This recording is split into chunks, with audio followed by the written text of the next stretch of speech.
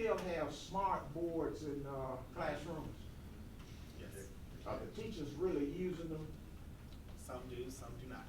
Okay, I like what you said a few minutes ago. If they have a device, they need to use it. Now, here's why I'm saying this, and I can't recall what year, but I'm quite sure it's on record someplace. It was like the milestone test, the CRCT test. The students showed, the teachers that use the smart boards, the students scored better on those tests, CRCT. I reinforce what you said. If the device there, then the teachers should be using it, because it sure enough worked with the smart boards. So, Mr. Worthy, we would thank you for that feedback. We would just say it slightly differently. We would say if a teacher has a device or has access to technology and it fits within their instructional vision and fits within how they want to teach children, then they should use it. And so there's some teachers who may have a smart board and they may use it in a sparingly. They may not use it all the time. There may be other teachers who use their smart board constantly. We want to break away from a culture of if we provide it, then you should use it. I think that's how we landed here now, where there was this culture of we're one-to-one, so you better use the technology, and I think that's what I heard Dr. Dykeman say a little bit. Can we provide some instructional freedom back to instructors?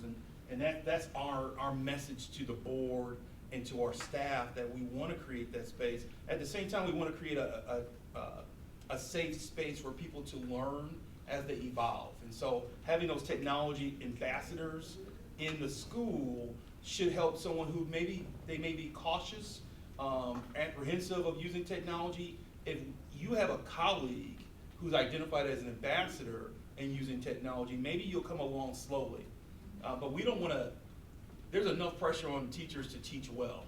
And we have established some high expectations around our instructional framework. The least we can do is give our instructors the freedom to decide, am I going to use a protractor today, or will I use the laptop? Will I use a textbook today, or will I use pencil and paper? That's the level of flexibility and professional freedom we want to offer to staff. Well, I'm receptive to what you're saying, because as a principal, when I walked in the classroom, because we were using the GTEL, Georgia Teacher Evaluation Program then, and what I said to the teachers, because I was really a part of it, I walked in the classroom, and I want to see blended instruction, and I think that you just explained it in that particular manner. I understand exactly what you're saying. Right, that's a great point. And I think that we have to do some rebranding around what we're calling this initiative. It's not about it being one-to-one. It is exactly what you said. It's this blended model of using it when it's appropriate and really leveraging it as a tool. One last question. Dr. Yates, I was going to comment on the insurance. I believe when my kids were in Hilton, when this first got rolled out, we paid insurance on the device to parents to cover, and if we didn't pay, you're not in your head, that's what we were doing. That's why some parents rejected it. That is correct. Year one, there was the insurance the district orchestrated. We did not do that. I don't think we did that after year one, but then you just. That's what they wanted to do. So with the purchase of these new updated, fully supported Chrome, are they Chrome devices again? They're Chromebooks, yes. Chromebooks again? Okay. What are we gonna do with those old ones? 6,000? There's about 4,000 in the 4,000 line item one. We'd like to keep those and use the ones that are still in useful shape for a year as spares and loaners for when a kid damages theirs. We can give them this to use. They are already out of date. They get more and more out of date the longer we keep them, so we can't keep them that long. So these aren't they can't be upgraded with yeah. You could put Linux on them or something. You can't run Chrome OS on them anymore. They won't update beyond version 75. I'm speaking on behalf of the teacher who does Comp 1000 upstairs, and how she would love to have dedicated computers for Comp 1000, so that she doesn't have to deal with other applications big in her way and trying to get to that. But that was the thought that I had. And teach them how to use Linux. We didn't, that was the last one go around.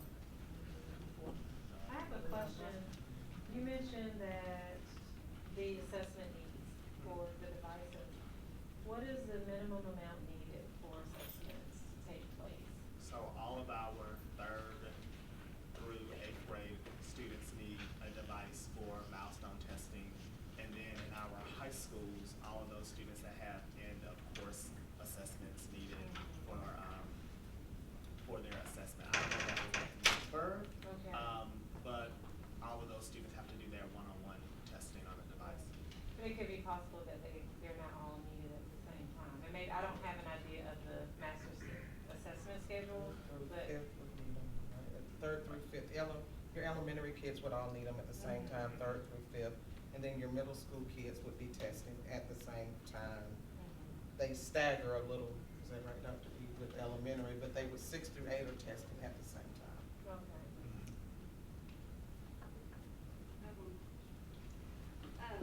So given that the kids are doing these tests on computers, is there any typing instruction, or is that something that will be? I have a 3rd grader and a 5th grader who are like so frustrated with typing. I can talk to you all day about that. So I have a nephew, same situation. So we want teachers to naturally integrate typing into part of the instruction. So at Coyle Middle School today, students were responding to a book and they were typing, which was perfect because students are better than us with learning how to type. They do it intuitively. I use Mavis Beacon teaches typing when I was in school. But we do have opportunities and we do suggest programs to teach typing because on the ELA portion of the test, they have to respond through typing. And when we look at our school data, our students do very well for the most part when it comes to looking selective response, where they're just looking A, B, or C. And they usually do poorly on the constructive response, not because they can't respond to the answer, it's that they have not had enough opportunities to type in a time setting, and that's why they're missing the question. So we do encourage that they use programs to teach typing. We have not adopted a typing program for our district, but as we talk to principals, that's something that we encourage, especially at 3rd grade. Yeah, because they can't, I mean, they have no idea, so they sit down and then take. And we don't want that to be the first time that they are asked to type. Mr. Davis? Yeah, I was gonna follow up that, because that was one of my concerns. I mean, I don't know how a teacher just teaches typing. I mean, I'm back in the day where you had a typing instructor for a semester, and you didn't leave their class until you could type. Right. And I mean, what I've seen kids do is peck. Sometimes they can be very quick. Right. But it's not really typing, and I'm just wondering if, I know that the typing classes were passé. I mean, it's like teaching how to make yokes for mules or something. But I don't see how somebody gets around without typing. Right. And so have we talked about that at all, or just trying to get 3rd grade teachers to put that on their laundry list of things to do? So, if I could add, I think it's less about the formal instruction of typing, because our kids are more intuitive. It's more about giving them exposure to typing. I am a formal typer, but there are kids that can type faster than I can, right? So we don't want to take away from the explicit instruction around writing, which may happen if we try to fit in a typing block or instruction. I think our kids, once they have practice, whatever way they're comfortable doing it, they usually can get it done. I think another way, so I agree with everything Mr. Gasson said. I think another thing I would just suggest is that we want to go to a blended model with how students express themselves in the written word. So there's really 3 modes that kids in today's world are expressing themselves. They're using thumbs in some cases. With smartphones, that's just what they're doing. In some cases, we want to make sure that they are using a writing utensil and they can write. And so I'm surprised we haven't had the cursive conversation yet, right? I mean, so you know, so that we wanna make sure we wanna have a balance. And then we wanna make sure that they can type as well. So I think there's different modes of how young people will express themselves in the written word in this world. And so we just wanna make sure that teachers have a balance as well. So there's a balance between having young people type, having young people use a written, utensil, a writing utensil of some sort. And then those of you who have young people in your homes, they are learning without anyone teaching them, this is how you text, this is how you use your thumbs. So I think what you're hearing from us is that there's not one way that, the way we learned is not the way that, we're not expecting young people to go into a class, learn how to type, and then you're done. It's evolving, and it should be organic and natural. Let me, Oh, go ahead, Greg. yeah, I was just gonna follow up with one, because I was trying to hit you from another direction too. How well is, since we have 500 student teachers in our buildings every year, how equipped are they to do what Dr. Means just specified in terms of helping students communicate in these different ways? I mean, are they teaching technology at UGA and integrating that in the curriculum? Are they teaching, you know, I guess that would be my question since we all are talking technology. So I don't have a. They are. They are, okay. So they're coming in ready to do exactly what Dr. Means specified. And a lot of them are learning that same way, so we have several UGA and other college professors in the building, and as a parent of a college child, I mean, they learn through Blackboard, they learn through e-learning devices, they have, you know, multiple ways. They have blended classes now where they have face-to-face and then they have digital, so that they're digital natives. So a lot of what they're coming with is just inherent to who those young adults are, where I would have to take a class to do that. That's, as a digital native, that's just natural for them to be able to utilize that blend. I would defer to your colleagues on the board, but Dr. Thomas and I talked about this. I have a nephew in college, he has a son in college. It catches my ear when I hear that young people are now required to take an online class. I'm of the generation that, whoa, an online class, that's new. These students, they look at an online class like it's second nature to them. And so I think they're digital natives. We're pioneers in some way. And so just hearing that terminology of how you use the device it differs by each generation. I think UGA is doing a nice job with making sure that young people know how to use, young teachers know how to use technology, but I think it goes back to what we discussed earlier. There's a balance. And we want to make sure that instructors know how to use multiple modes of instruction and multiple tools, that they're not just relying on their colleagues to say, what was the lesson for standard X? And then they use a PowerPoint from that team of teachers. We want to make sure that teachers know how to take their kids outside and have a conversation about something by going outside or going on a field trip or utilizing a pencil.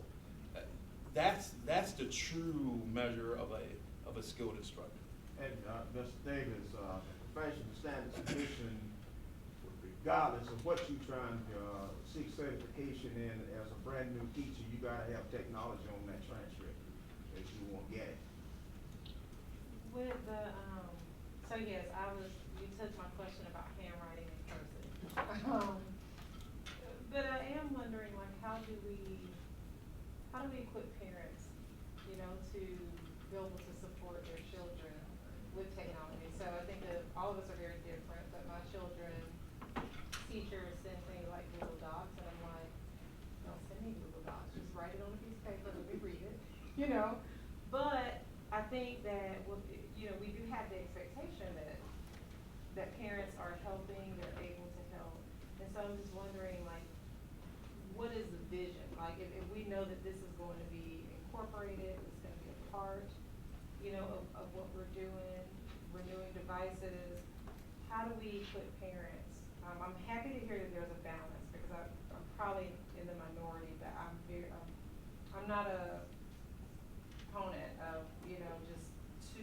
much technology where it does sort of tilt over, into taking the place of instruction. A lot of reasons, because I don't think, as sometimes instructors, probably projecting here, but you don't quite know when that has occurred, and you don't, there's no real way that you can sort of compare, like, how well did I do using this device versus when I did not have a device. But yeah, so my question is, how do we equip parents to be supportive, as we continue including devices? So what you saw today, I'll go big picture and then answer your question.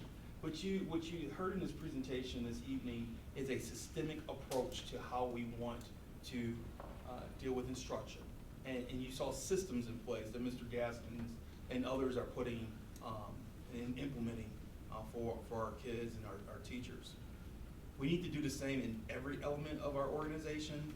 So we've started initial conversations internally. I'm interested in making sure that we have better coordination with our family engagement specialists at each school. And the family engagement piece has to go beyond some of the foundational things that we're doing at our schools, maybe providing a clothes bank or a food bank. Those are important things, but we have to engage parents as well. Engaging parents around what does instruction look like in our schools and how can we help you. I know that we've made a shift this year with our math instruction, for example, at the kindergarten through second grade level. That's a place where the family engagement specialist can offer an evening of understanding the new math curriculum. I think we have some opportunities with our structures that we haven't capitalized on or thought about in a strategic way, and we're hoping to do a better job in the future.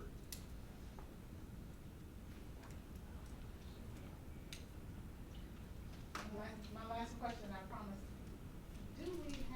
Are we working in some type of learning management repository where all of these different applications are somewhere connected to some interface that a child walks in and say, here's my work today, or here's my plan for the day, or?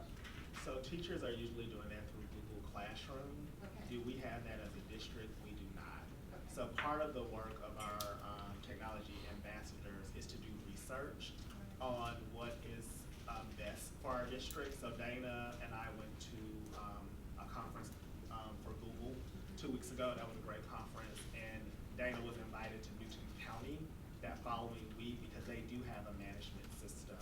So he went for that sole purpose to learn about their management system and to learn how their technology ambassadors are kind of cascading the work to their teachers and to their students. I think that would be a great tool for parents because they can look at their child and work for the duration Yep. in one place, and it's like, okay, here's that word again, dashboard for them. But it's a really powerful tool. In the meantime, getting off track just a little bit, but with the parent portal, is there a way where, I know on the website, there's a place where you can go and look at the software, the tools that are better for this list coming in.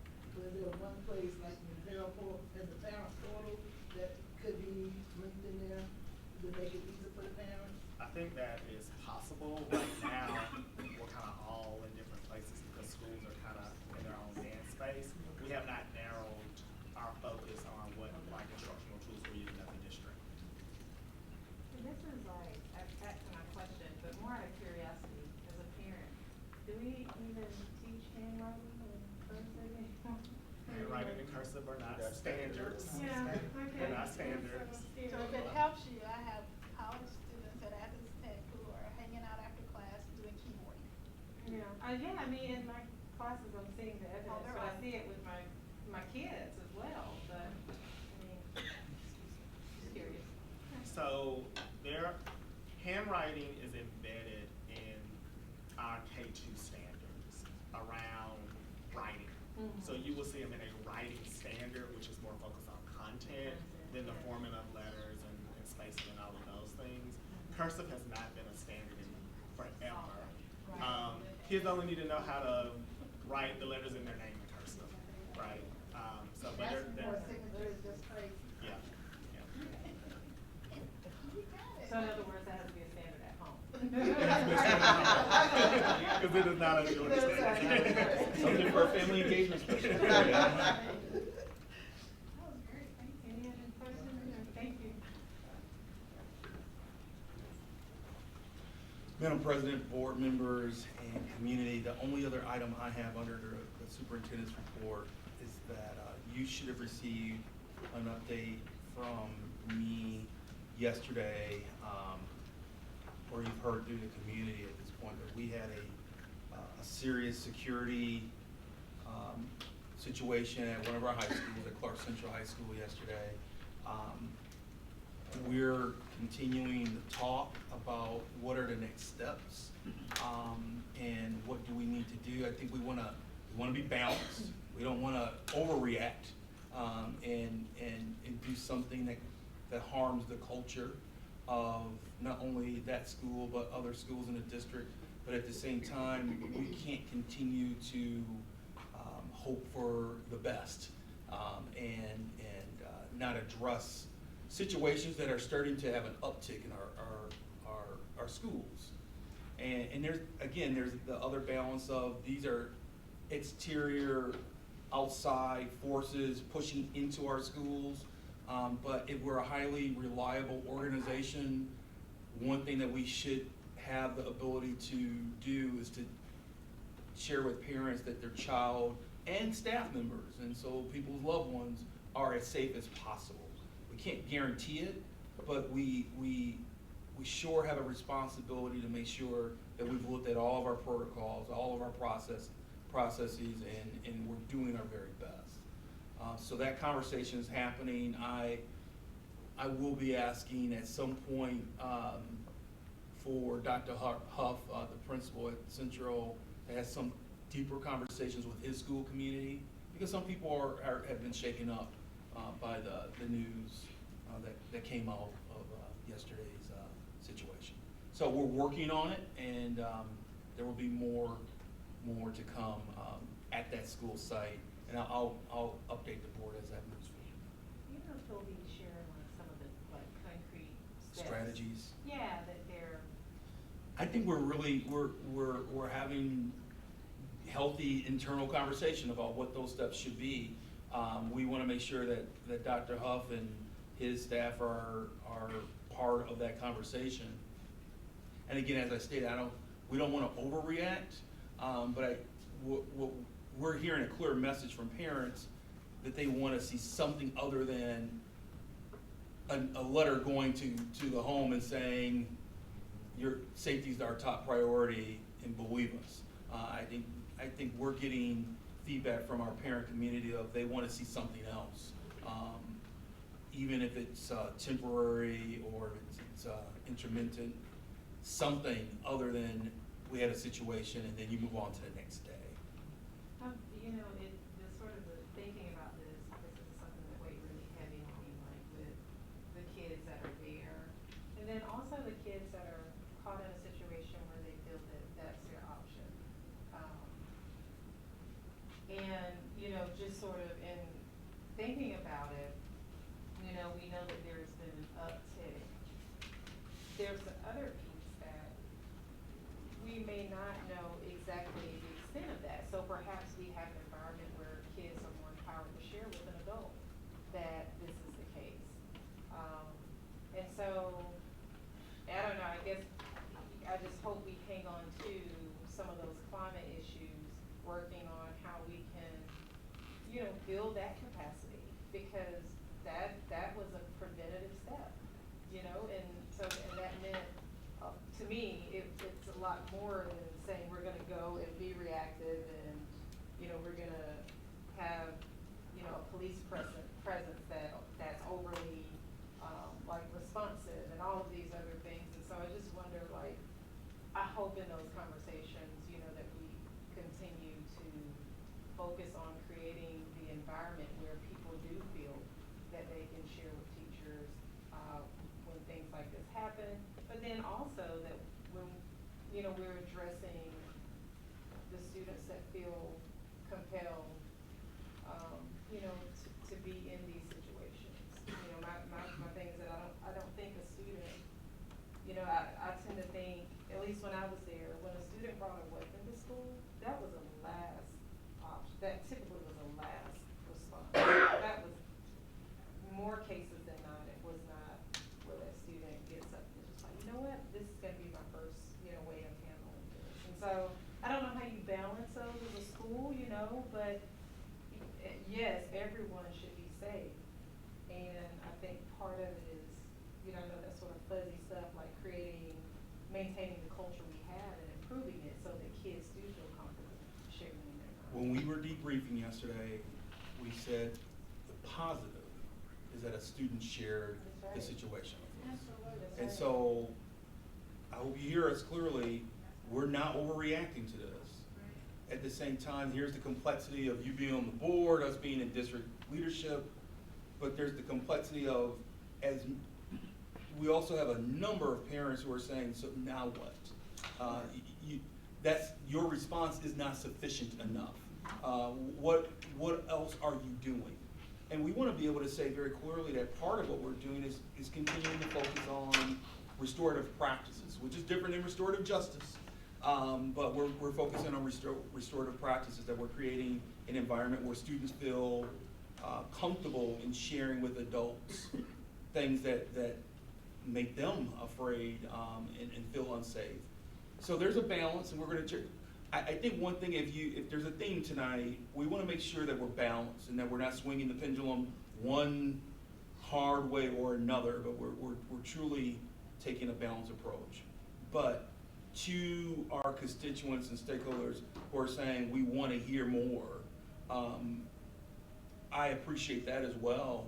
And anytime you hear that a student have that type of weapon on a campus, that it is concerning.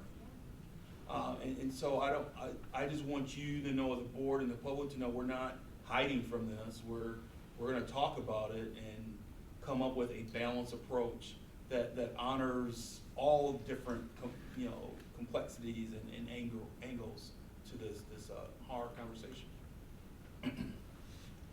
That's the conclusion of my report.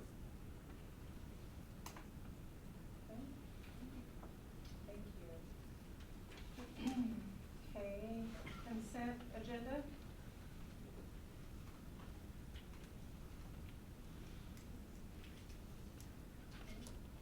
We have several items that are here.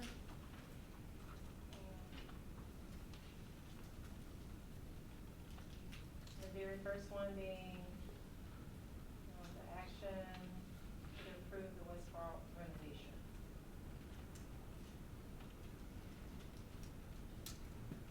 I have a question. We received the executive summary. Is that an executive summary of what we previously got in November? Or is there other documentation? No, this is the executive summary of what we believe are the next steps with this action.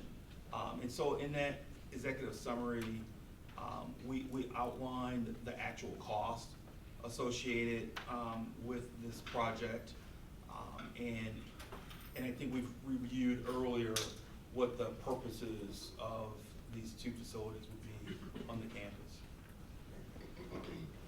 So, with regard to the cost, not to exceed 10 million, is there a breakdown of the 3 bullet points in terms of how that cost lays out?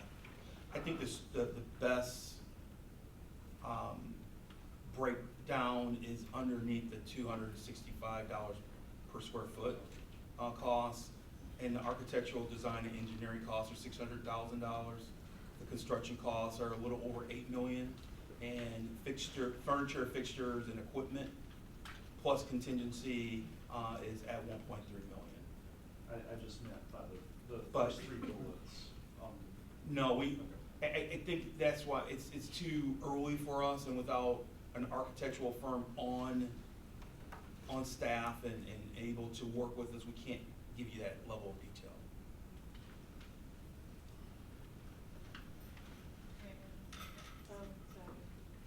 Yeah, Dr. Means, I'm having a hard time wrapping my mind around this, because I was thinking in terms of us being presented with, the results of an RFP, for an architect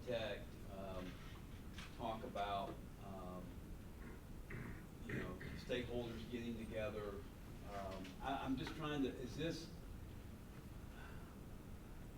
I mean, this seems to kind of cut to the chase and just get right down to it and not all the steps involved that I'm concerned about. Am I missing something, or is this, I mean, if we support this, what are we just, is this like a blank check, you know, go for it? I mean, is that what we're talking about? I think we're at a point in this discussion around West Broad where I don't know how much more components of the issue we need to uncover. I talked about this in November of 2018 in regards to the vision for the campus. We don't have an architectural firm on staff that's on contract with us. So this is bare bones. Here's the next step.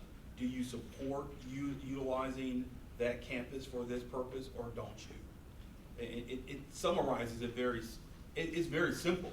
And in regards to your comment around stakeholders, it's premature for us to engage stakeholders at this point. If you agree to the project, then the next step is for us to engage stakeholders in that community to build this appropriately. Really proud of the fact that working with the Athens Historic group, I had a chance to talk with Mr. Valentine, who's their executive director, and whatever process we utilize, the school district is committed to preserving the historic nature of the buildings. But that's, again, premature. I mean, once you agree, if you agree to this project, then the next step is for us to engage stakeholders.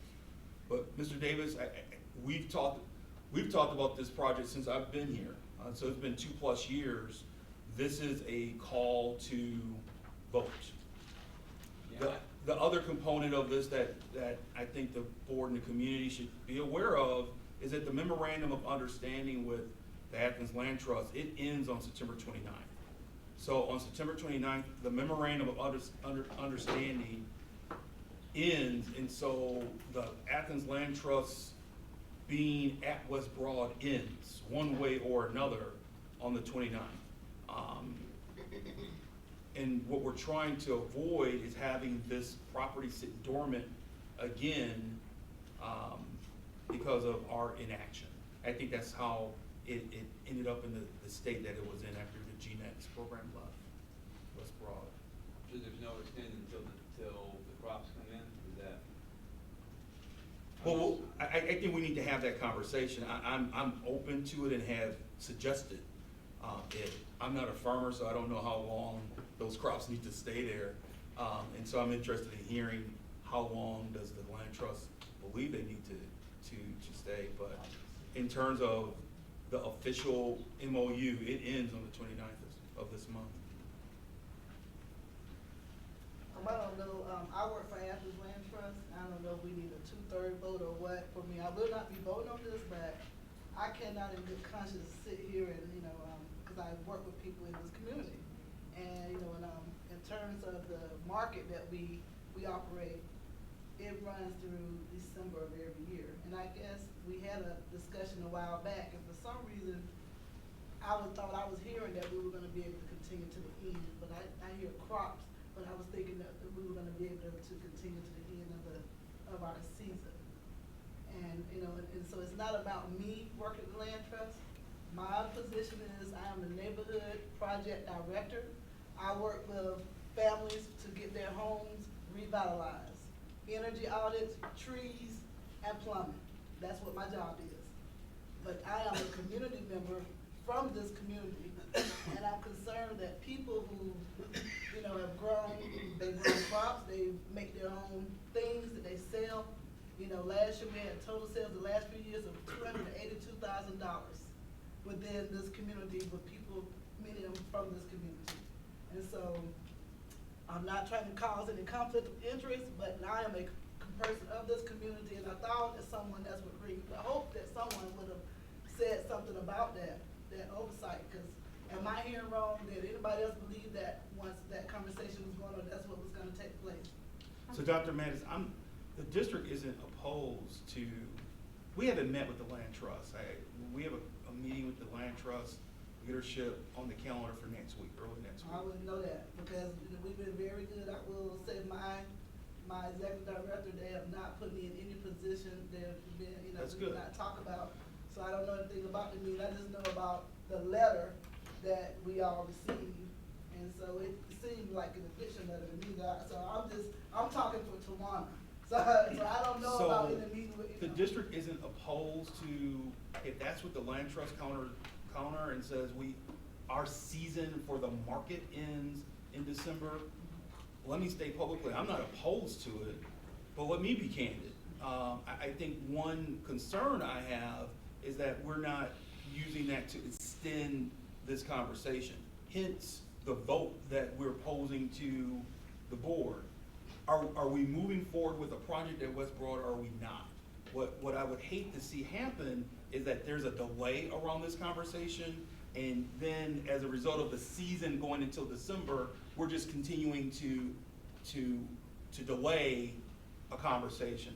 I think one thing that I've learned from the entire board is, I think you as a body are ready to make a decision, one way or another. So even if you take the approach of the season ends in December, by January of 2020, then the relationship ends.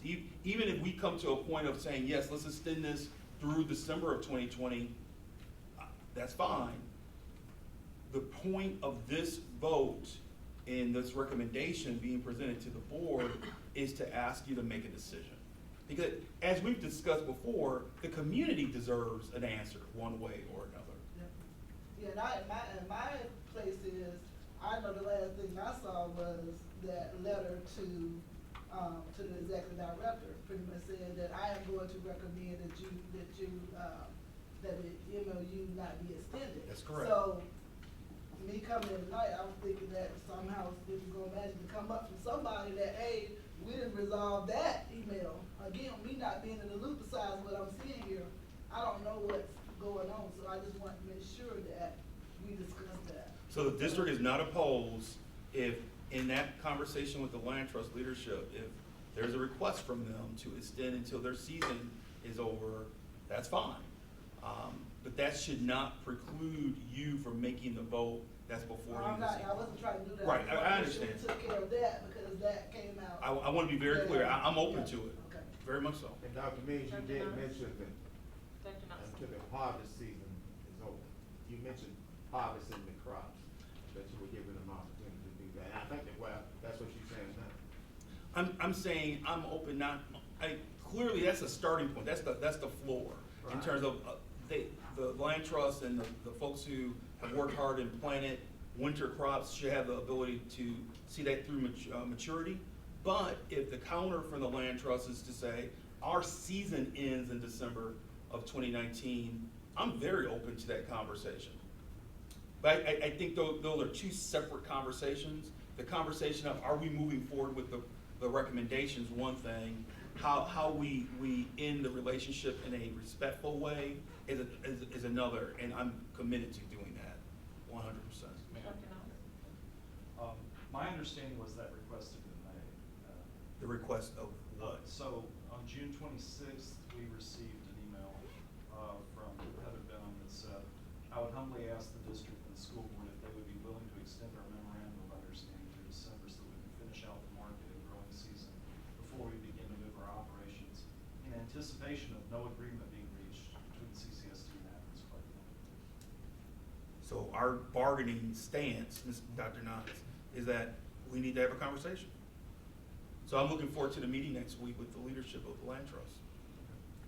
In the letter, you said that you recommend, so are you still gonna recommend and then we vote on that, or are you just gonna tell us? Like, I guess that's where my problem was with that, because in that letter it said that I am going to recommend to the board that this MOU not be. So that's why I'm just trying to. So the memorandum of understanding, the current memorandum of understanding, it's my understanding, it never came to the board. Okay. That my predecessor, I would do this. and I've talked to legal counsel about this. So my predecessor had the ability to create that memorandum of understanding. It never came to the board. I am suggesting, I will bring a recommendation to the board after working through this issue with the leadership of the land trust. Again, I want to be very clear, the floor where I'm starting is allowing the crops to mature through the winter season. If the counterpoint from the land trust leadership is to end the market season through 2019, December 2019, I'm open to the conversation. We haven't had said conversation yet. In person. There's been exchanges of letters, but we haven't sat down and talked. And so I'm looking forward to the conversation.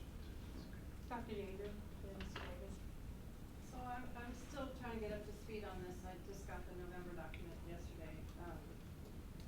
And I've started to read the frequently asked questions, one of which is the garden inconsistent with your plan for what you want to do there? And I'm still trying to put that together. Can you explain why we can't include the garden in sort of the plan? Sure, because you need green space to allow students to have a playground. Yeah. The campus just is not large enough to maintain a garden and also an early learning center.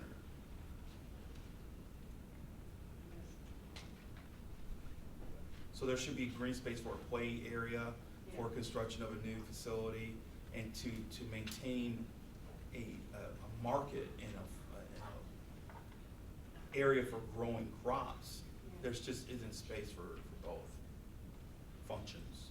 I guess I was imagining rooftop gardens or some creative thinking in terms of incorporating the community buildings, the community needs, and bringing in a way that was not.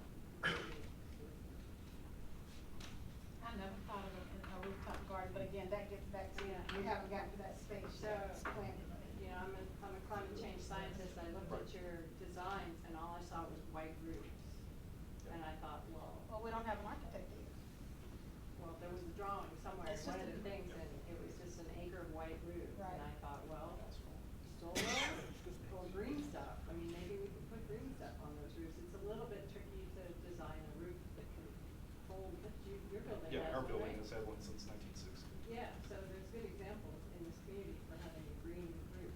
So I was just wondering if that had been approached. But I was having a hard time kind of see everything about what you have in mind. Maybe that goes to your question about what does it look like? Mr. Davis?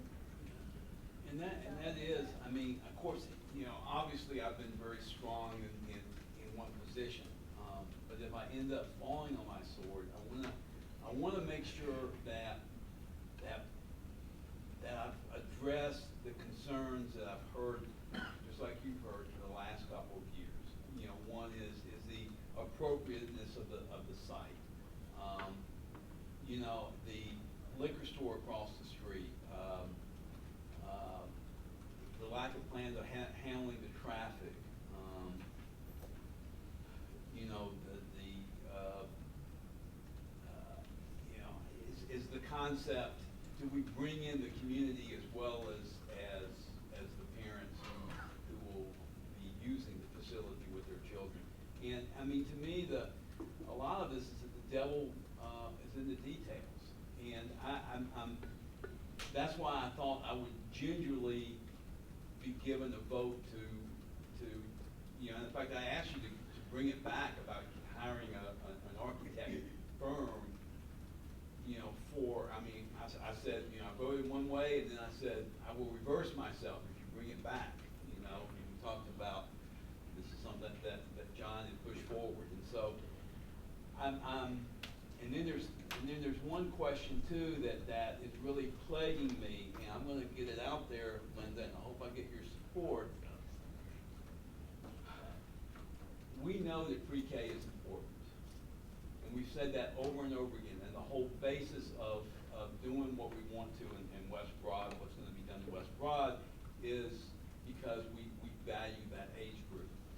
You know, and yet when you go on the Clark County website, you know, if I want to be a parapro in a K through 5th grade classroom, my pay scale as advertised as of today would be somewhere between $17,747.60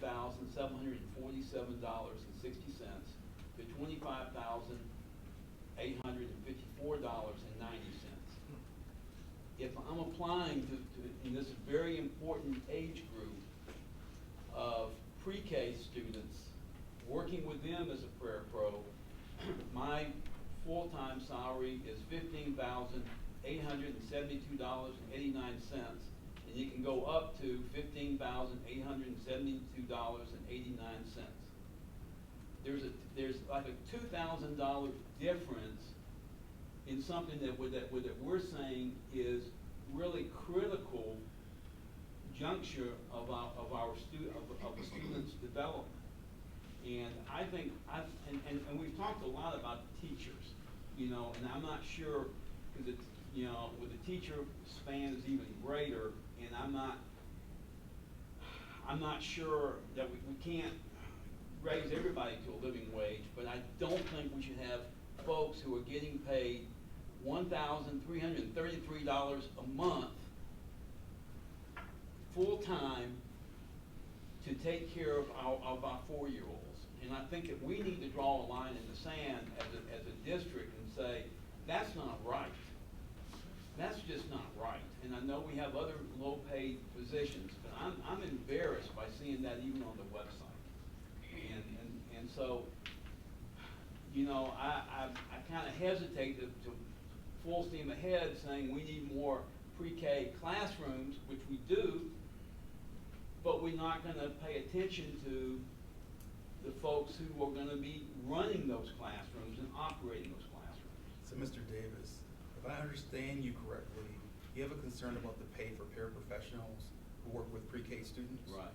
Are you also making the argument that as a result of your concern for compensation for said employees, that you may vote against building a facility to serve those students? I'm saying we need I would like to see a commitment from the district. I'm not saying it's going to happen tomorrow, but I would like to see a commitment that we are going to pay people.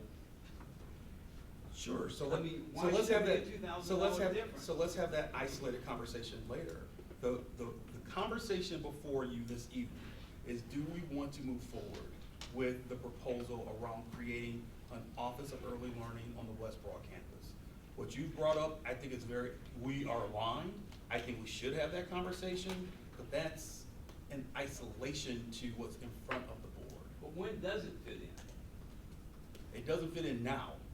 But what's in front of you now is, what do you want to do with the West Broad campus? And so to bring that topic up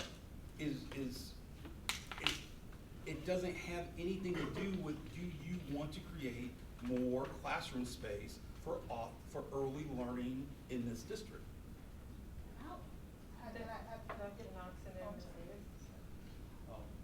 So just to come back to the space at West Broad and so forth, with regard to the playground, there was a question, we were looking at pictures of the playground and so forth.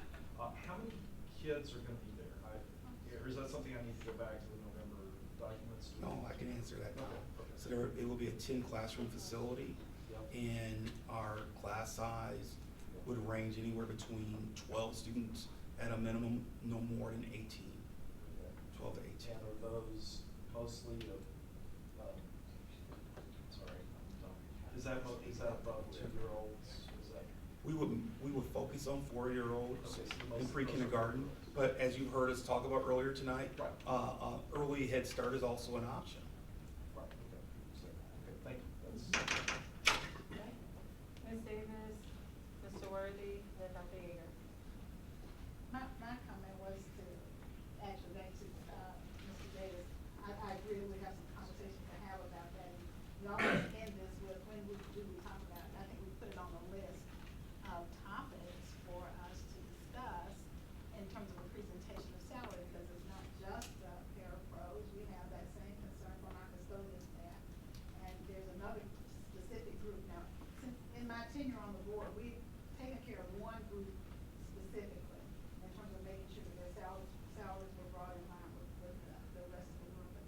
again, that is a specific conversation that I think we need to have, and it's not just for early learning, it could be included physical math as well. And I would remind you again on Labor Day that they are still waiting.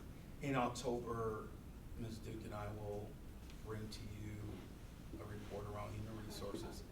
To be candid, if we want to recruit the very best, let's start with teachers and principals.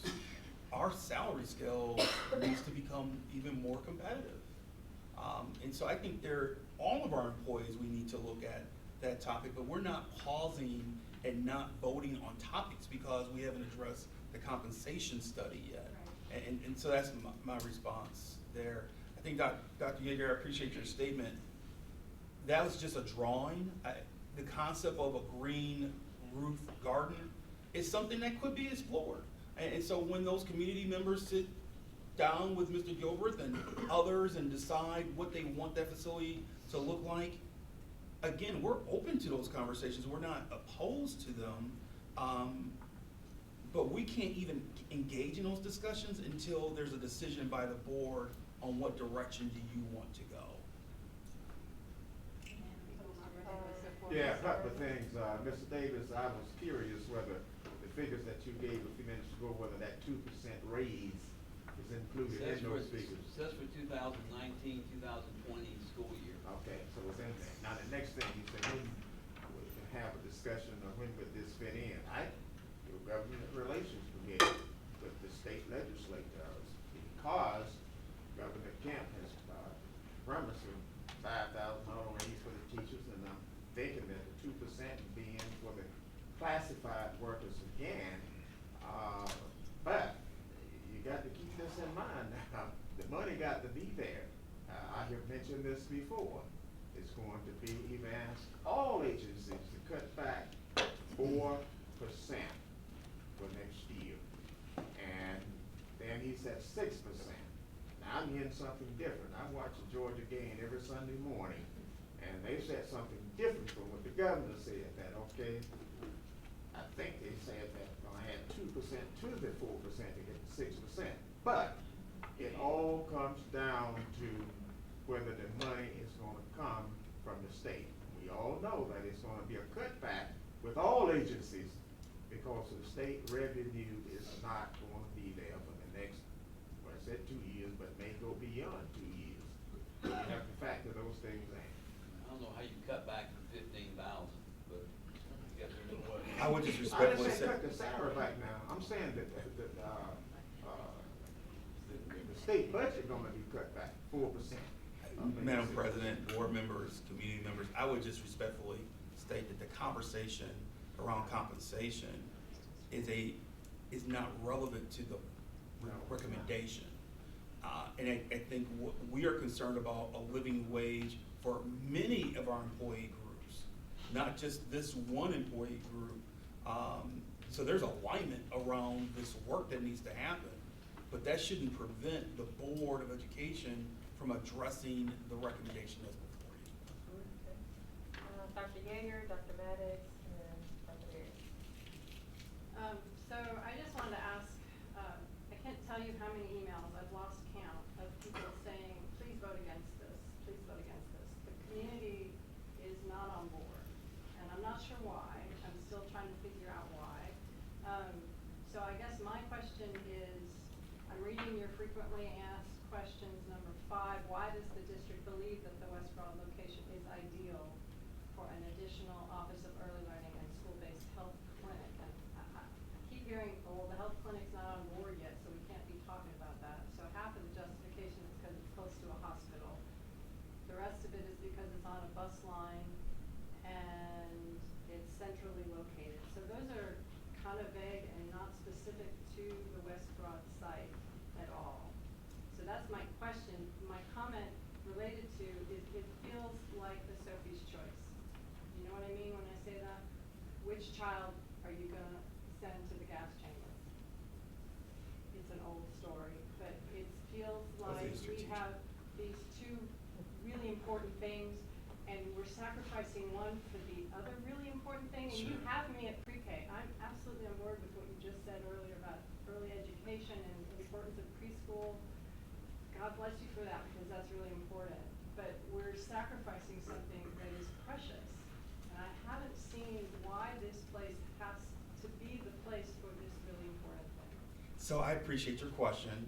My response would be, I don't think it's a Sophie's Choice, because the Athens Land Trust and the farmer's market on our campus, a district property, is not a function of the school district. What we're asking you to do is to provide a service that we're unable to provide to the community right now. So with all due respect to the wonderful work that the Land Trust and the farmer's market provides, and so I appreciate those stats, that's great information. That should not that shouldn't cause us to pause and decide if we're gonna provide a service to a community that, since I've been here, we continue to talk about how much poverty is impacting the classroom and how it's impacting our learning. The research shows that you can solve those issues through high quality early childhood education. So I don't think it's a Sophie's Choice.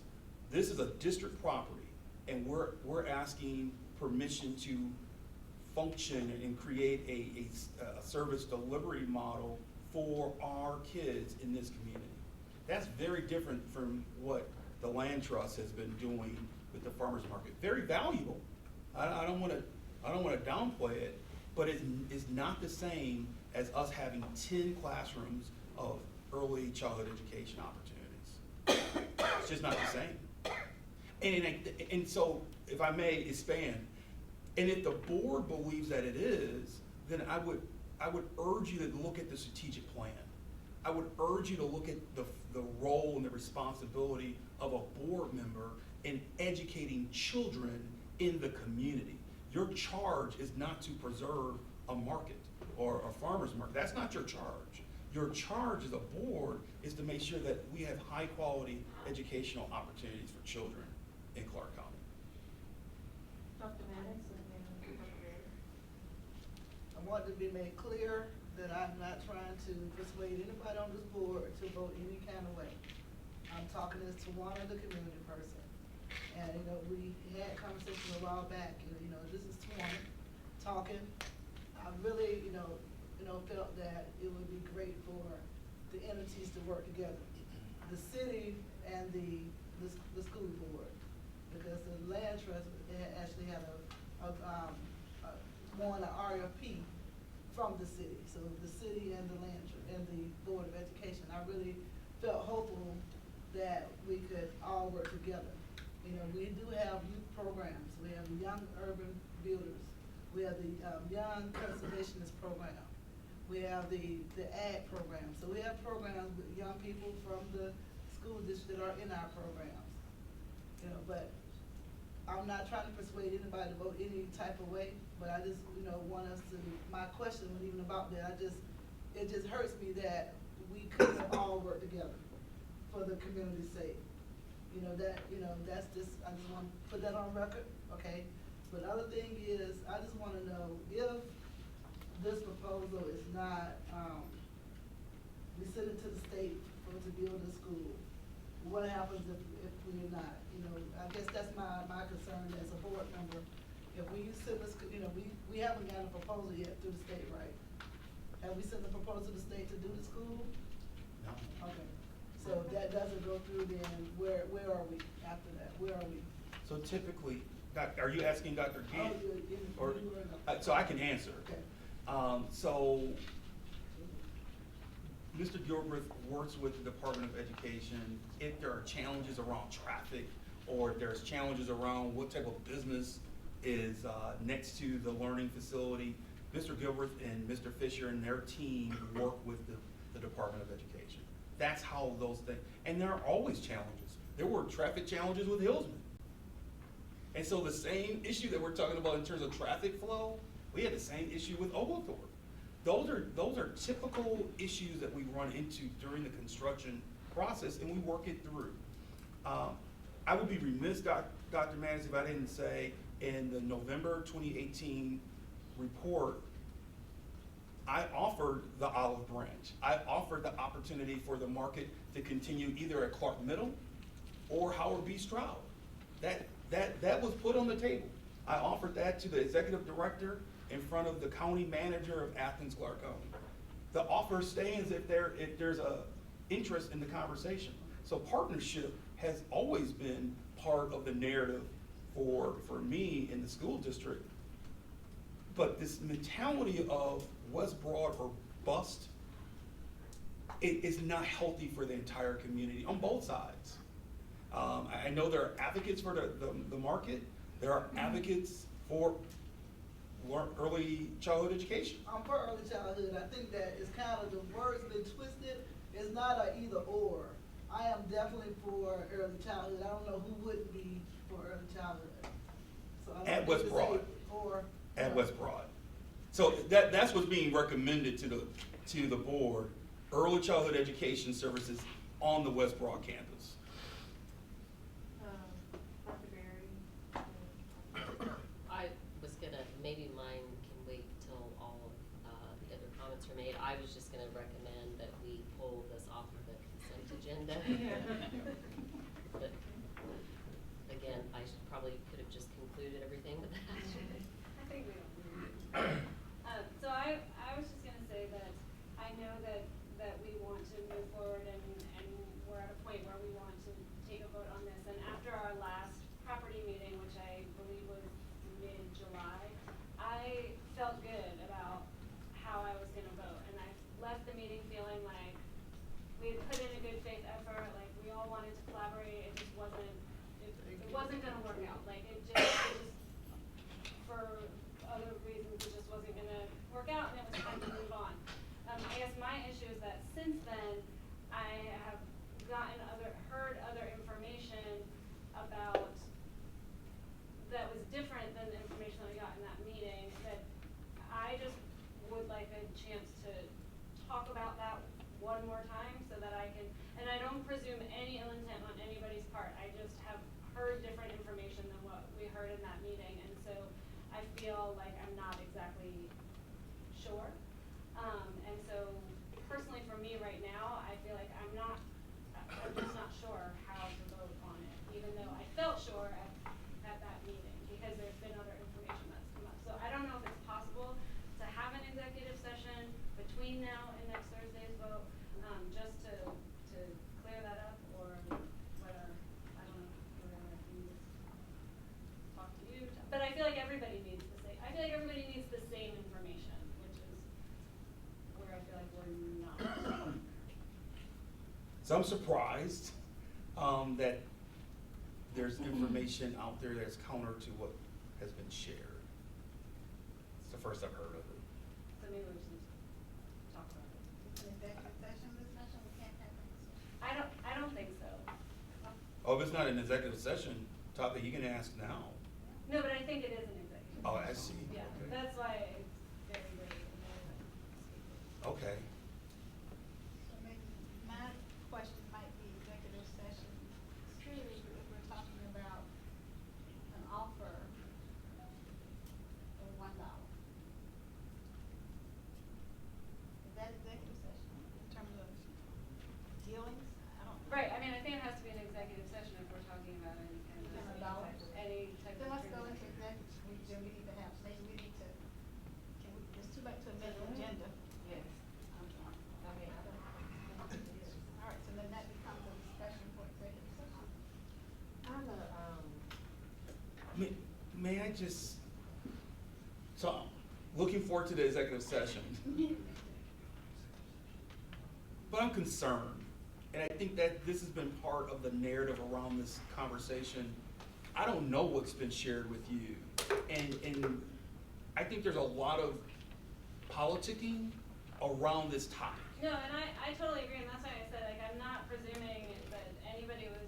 Right. You know, I wasn't presuming that you withheld information or didn't tell us, or, I just have heard something that was different, and I wanted to discuss it. I can share with you, I think it has been a distraction to our team in regards to what to do with West Broad. And so again, I want to be very clear, even if you reject the recommendation And even if there's a request from the land trust to keep the market there through December of 2020, or excuse me, 2019, January 1st, 2020, it's gonna be empty. And so then we have to decide what's gonna happen. What happens to that facility?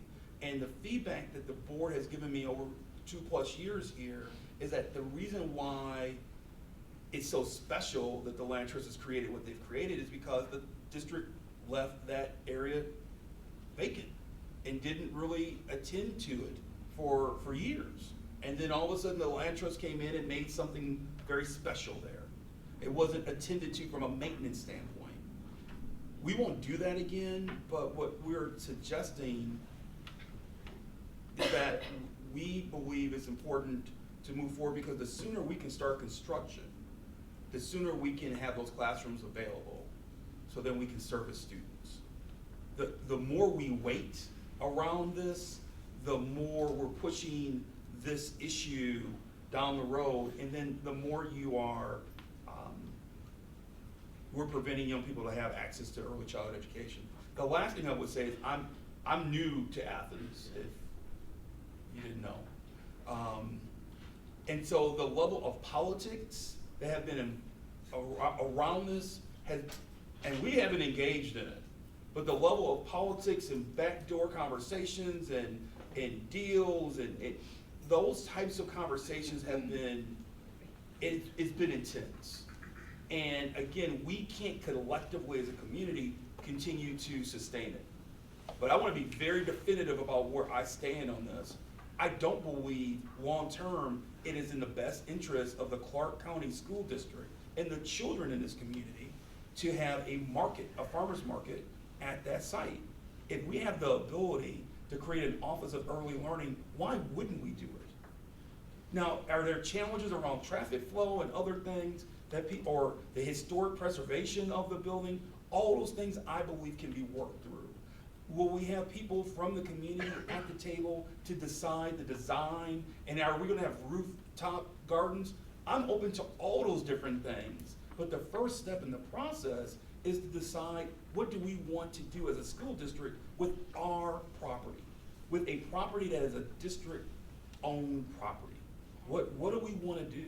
And so that's the logic behind the recommendation. Dr. Knox had a couple of questions. Yeah, I just want to come back to executive session, wearing my policy chair hat. Okay. And so I'm kind of directing this at Dr. Dyke. So does this fall under, if we do executive session, it has to fall under just a very few categories. So would that fall under authorize ordering an appraisal related to acquisition of disposal of real estate, or enter into a contract to purchase, dispose of, release property subject to approval in a subsequent public vote, or whatever you're talking about, which I don't know what you're talking about, because I'm sure Mr. Worthy would agree with me here. We're not going to go into executive session if it's against the law. That is correct. There we go. But I thought Dr. Datman was talking about the executive session that took place in the property committee. Well, I was saying, we discussed in an executive session, previously, and I felt good about it, and then I subsequently heard other information, and I wanted to discuss that other information to see whether So, that was in fact true or something to consider. just trying to wear the hat there of policy. So those would be that would be the criteria that we're going to discuss that. Like that, you know. Yes. I have a question. A while ago, I think we had either Head Start, I think it was Head Start, class or classrooms at J.J. Harris. Am I making that up? That there were smaller people than pre-K in one of our buildings. We had 3-year-olds, early head start, 3-year-olds. 3 years, yes, We and had we did. 3-year-old Head Start, one classroom was at Stroud, one classroom was at Fowler Drive, and one classroom was at J.J. Harris. Okay. It was, difficult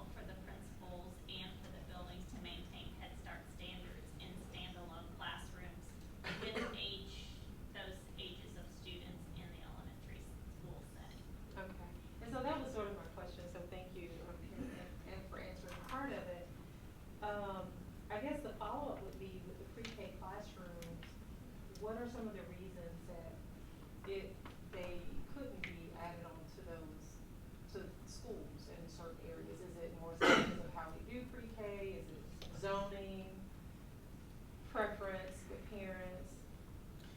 So pushing, some would make the argument that pre-kindergarten is a district program, but we try to make the program accessible to as many parents in their homeschool zone as possible. But we could take the position as a school district that is a district program. And so we could place you in a centrally located facility. Pre-K services in our schools is placing stress on classroom availability. When you consider that we have EIP teachers and special ed teachers and other services in our elementary schools, then they have 2 to 3 pre-kindergarten classrooms in our schools. It adds stress to space availability. You would literally have to have a program to add additions to virtually all 14 of our elementary schools to meet the type of standard of being able to serve people, families of pre-kindergarten age students in their home schools. In essence, we're already putting stress on our elementary schools and space availability right now by having the program in our schools. The fact that we haven't taken a more district-centered approach is adding to our space capacity issues. Some could make the argument those 5 schools we've identified for expansion, if pre-kindergarten wasn't at Chase, for example, there would be more classrooms available. Maybe we wouldn't have to have the conversation of expanding. If we took a more district-centered approach to pre-kindergarten, maybe we wouldn't have to discuss having more classroom space at Gaines or Whit Davis. So one way or another, you're going to invest from a construction standpoint around serving students from a pre-K standpoint. Either you're doing it at each individual school or you're taking a center approach. And I think I've shared this at some point with you as well as with the board. I think my concern is that at this one, what you shared, that this has been a conversation that's been happening since before our time on the board. I mean, it's just been ongoing. Also, that as governing bodies and elected officials, we put different people in positions to have to like relay information, and I was very hopeful that we would have been able to all sit in the same room and just make this decision, or at least talk around what our needs are, what are those things that are negotiable, what's not negotiable. And if nothing comes out of that, nothing comes out of it, and so, again, that's not a shocker. I think I've been saying this even before I came on the board, and since then, that I do think the decision, yes, past time for a decision to be made, but there is a level of disappointment that we have not, at this point, at this juncture, and we don't know what the vote will be next week, but that we haven't been able to get in the same room. And not to even put you in a position of having to, bear a lot of the conversations that I think, that all of us at some point as stakeholders should be having. I will also echo, I am disappointed, and I think a lot of the politicking and pressure as well. I think sometimes with these types of conversations, people tend to lose sight of like what our focus is, and so that's where I am, again, without knowing any information, Dr. Dykeman, that you may be referencing, but still sort of at a place of, in my mind, there are, of course, non-negotiables when it comes to land that's already owned by the school district.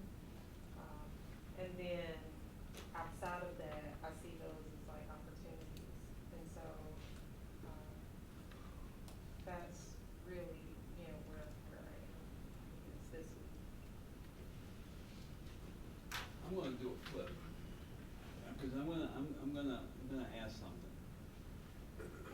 You've made a very strong case for the pre-K classrooms at that site, okay?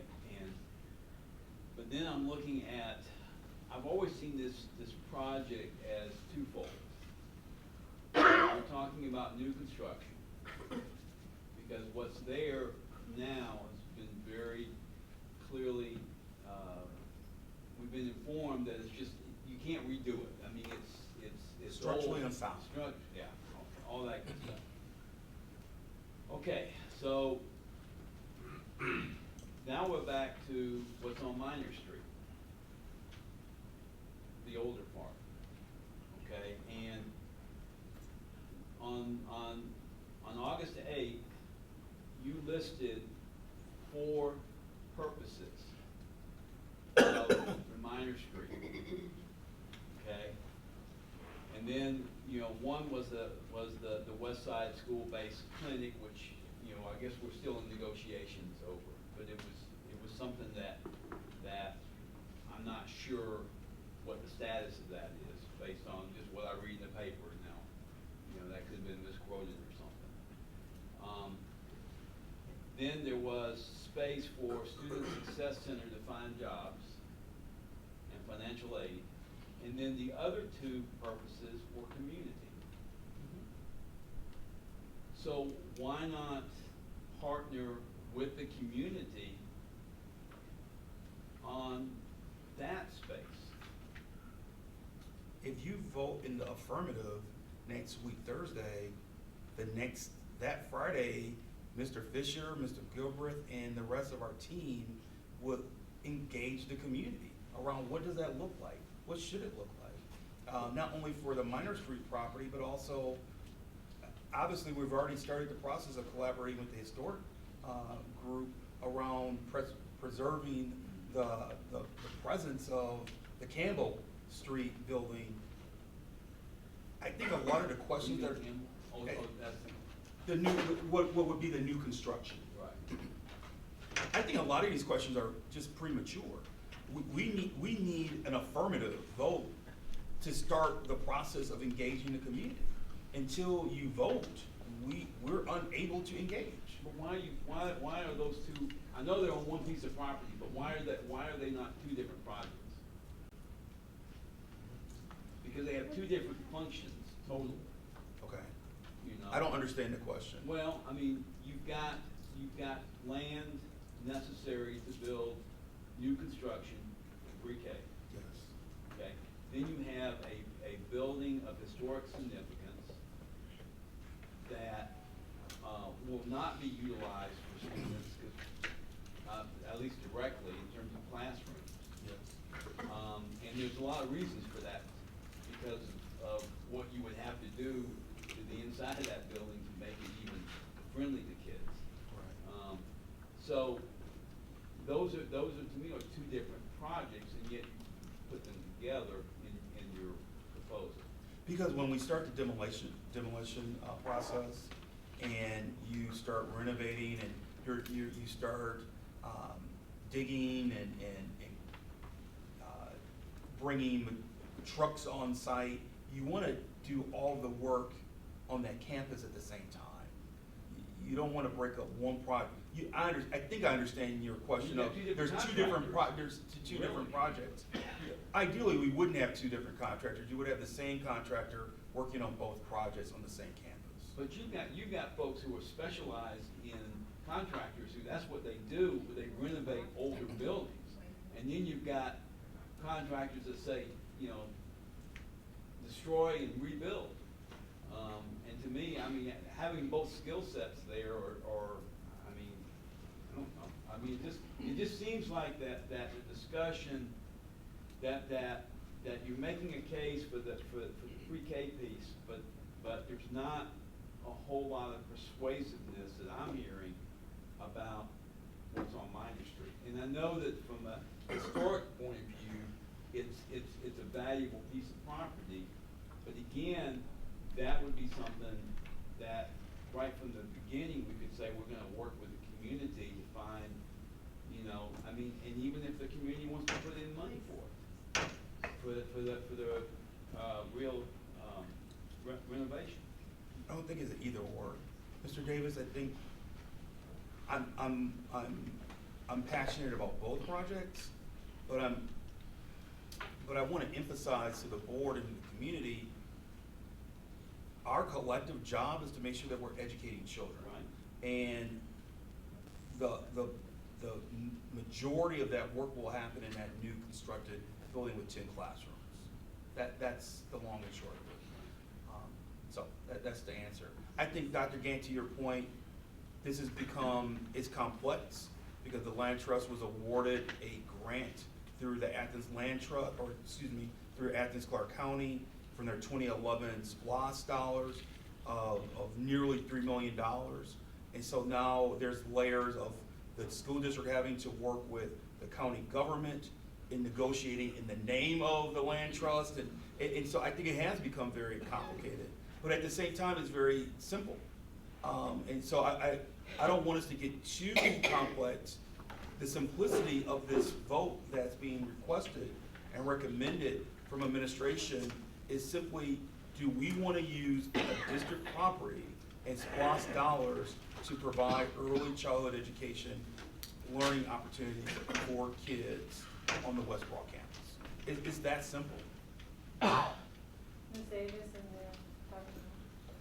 Okay, we're gonna have an executive session, can this conversation continue back up? We're at that place, right? I haven't heard any new information. Right, so can we either move this off consent and go on to the next item on the consent agenda? Can we do that? That would be really helpful. Let me, before we, take that.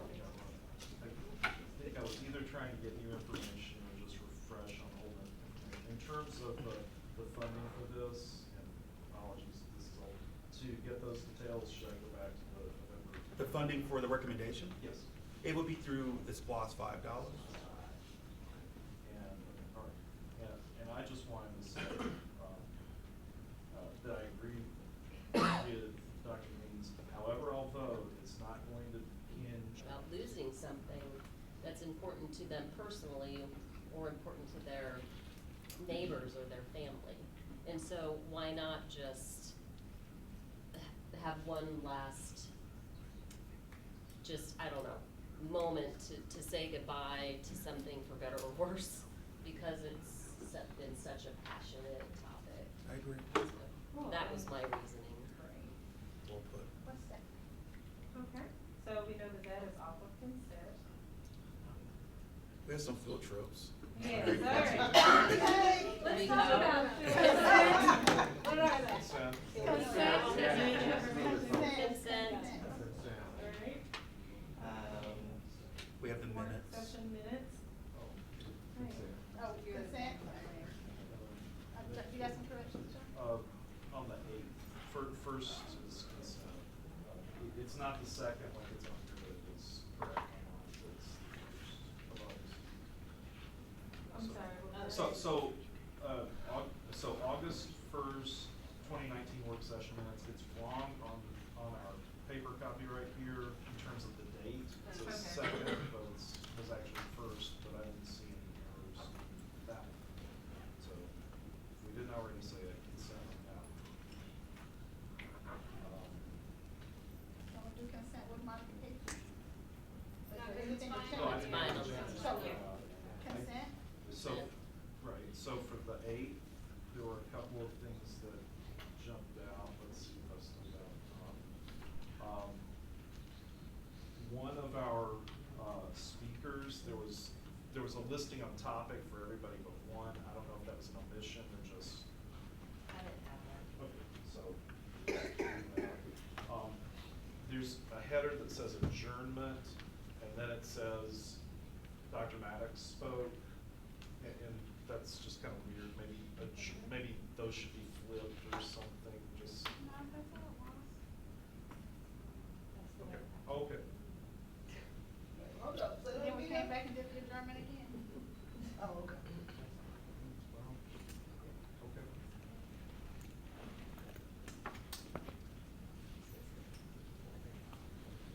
Okay.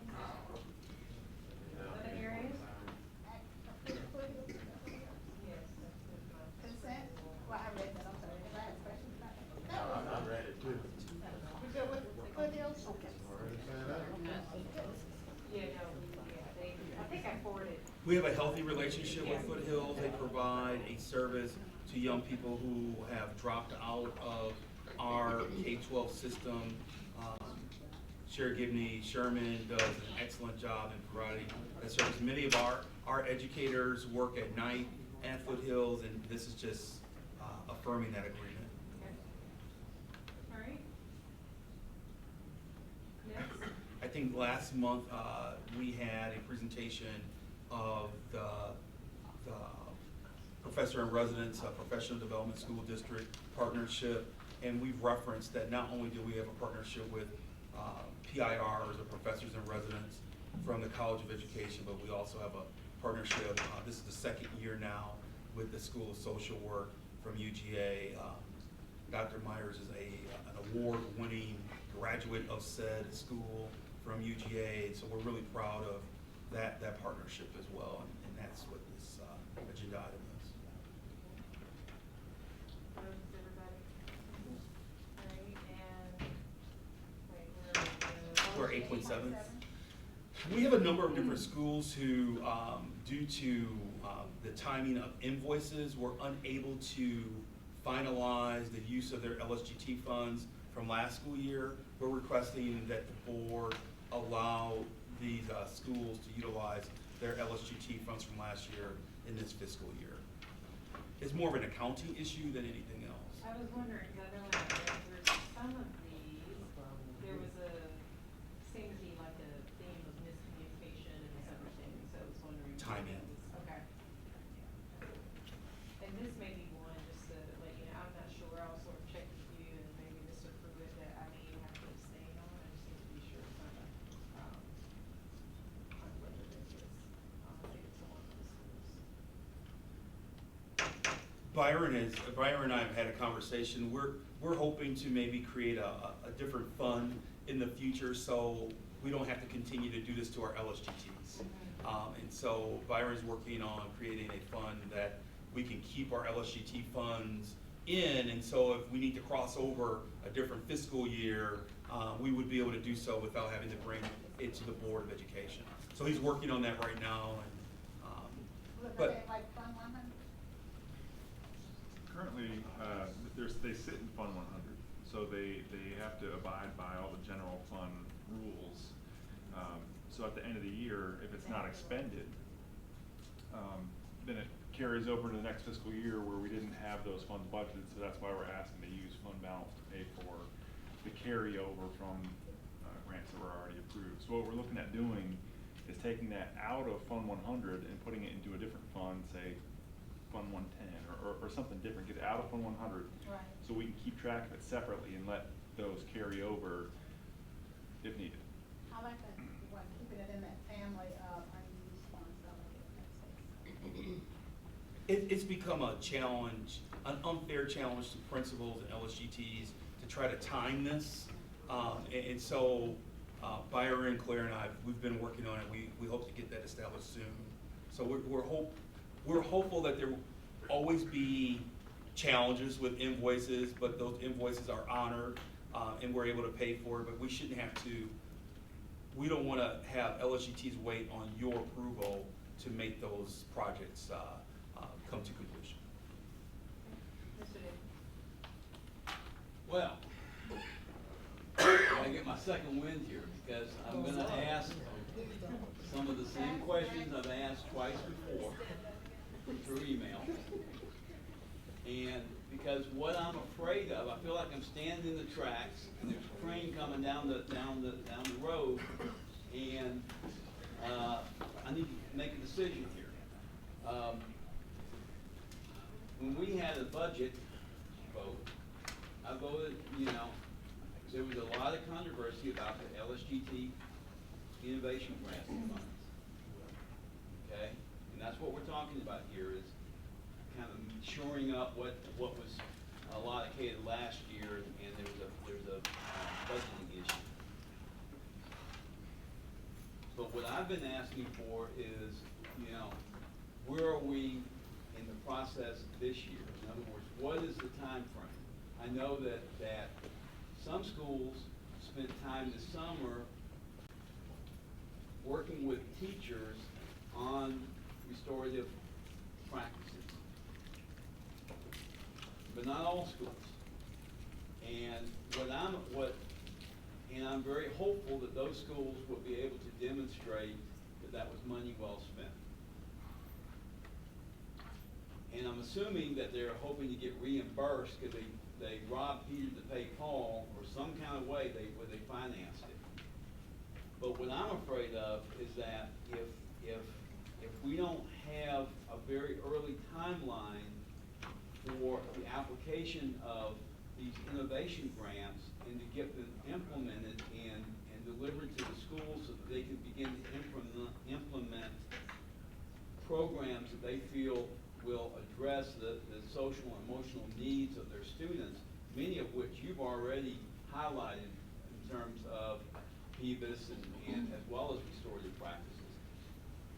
I'm just concerned that we're going to end up where the money won't be distributed till later on in the school year, and then we're going to end up being told in May of 2020 that schools did not handle their resources properly, that they did not, that there was no accountability, that they were poorly implemented, and so that concerns me. And I would rather address it now than say in May, well, maybe we should have awarded the money earlier or that type of thing. So I just throw that out. So a couple of things. Thank you for the question, Mr. Davis. I appreciate it. Your questions are in nature are operational, but I'll answer them anyway. Ms. Suggs worked with our building principals in July to review the new grant process, the Better Everyday grant process. That information then went to all the local school governance teams in August. There are a total of 4 different application due dates. Those dates are September 13th, so next week Friday, October 18th, November 15th, and February 14th. And so that allows schools to work through their invoice issues to avoid what we're dealing with this year and what we dealt with last year. The last thing I would say around finances is that I hope that we've demonstrated over the last 2 years, if we have to come to the board to receive permission to carry over funds, we want to do so because we want the local school governance teams to have the ability to complete their projects as outlined. So we're never going to withhold those funds from LSGTs. You then asked a deeper operational question in terms of, are they using their money for restorative practices? Are they using it for PBIS? Or are they using it for what many people know as restorative justice? I think you're referencing restorative justice, right? And so restorative justice is happening at a few of our schools, Cedar Shoals, Clark Central, Clark Middle, and Whit Davis in particular. And those local school governance teams have chosen to use their grant dollars to expand and to support restorative justice practices in their schools. All of our schools district-wide use restorative practices. So a restorative practice is if Damon is suspended from school, what you don't do is just say, okay, Damon, go back to class. You want to have a restorative practice where you say, well, let's talk about what happened. Why were you suspended? How do you feel? Restorative practice is also if Damon's a 4th grade student, how do we talk to the class to make sure the class doesn't whisper about Damon re-entering the classroom? Those are all restorative practices. Restorative justice is very specific and very different in terms of having restorative justice circles. I just had a chance to go out to our high schools yesterday, and one of our high schools is using restorative justice circles extremely well, and it's impacting in a positive way discipline numbers and discipline figures. And many schools use restorative justice practices to address disproportionality issues of discipline and how it's being implemented. But those are what I would share with you, Mr. Davis, is that each school is responsible for developing a 90-day plan.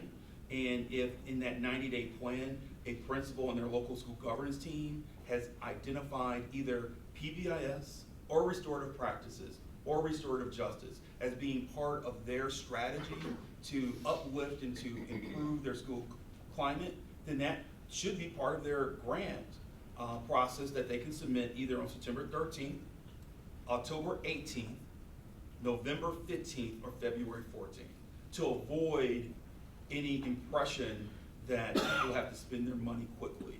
We want people to be certificate. We also want them to use their money in a time frame that will positively impact children. I hope that answers your questions. Well, I'm, go ahead. I was gonna say, well, Dr. Berry had a question. Then we'll.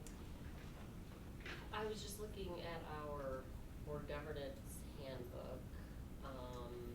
I thought I saw in our agendas, upcoming agendas, an overview on the LSU. When is that? I think it's an overview of the charter system. Oh, okay. And that's in October. And so then maybe that can include some discussion about. If we need to go deeper, we grants, can.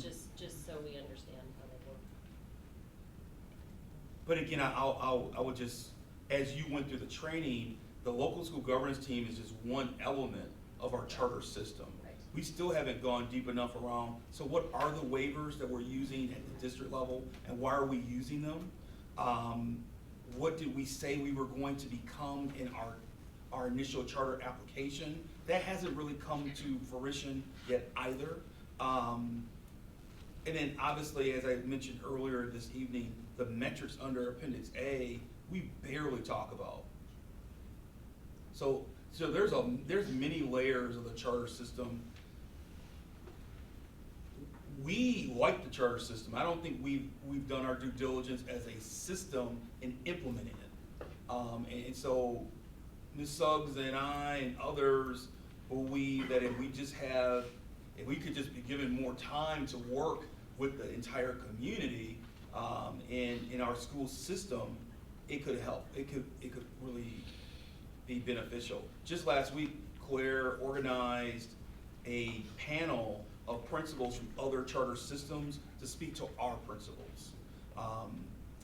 And that happened because if you remember during our board training, Russ Cook and Sherry Gibney Sherman said the real crux to the work is the principal and the vision of the principal and utilizing that flexibility and that vision in a charter system. It's not the district, it's the principal. And so we're working on developing that skill and that competency in our principals right now. And we have an entire scope and sequence throughout the, I'm kind of giving away some of your content for next month, but we have an entire scope and sequence prepared to think about what can we do to better prepare our principals moving forward. Just one tiny comment. If you download that board governance document, you can search for anything. So like I search for LSGT and I can read, so any topic that I am interested in learning more about, I'm just putting in that word and going to that board governance to educate myself a little bit more, so. Mr. Davis? Yeah, I'm just, with all due respect, the problems that we had with the last budget dealt with those innovation grants, as I saw it. And you were critical of how they were, how the monies were spent. And, you felt like that there was better uses to benefit students and academic achievement by putting that money elsewhere. And so we went right down to the wire and we had all this tension and attracted a lot of community activism around it. And if the dates of when the innovation grants can be, when the money is available, when the dates of when people can even apply or schools can apply, if that's operational, it ends up going into the board's decision making when the superintendent stands up and says these funds are not doing anything, not accomplishing what they're intended to do.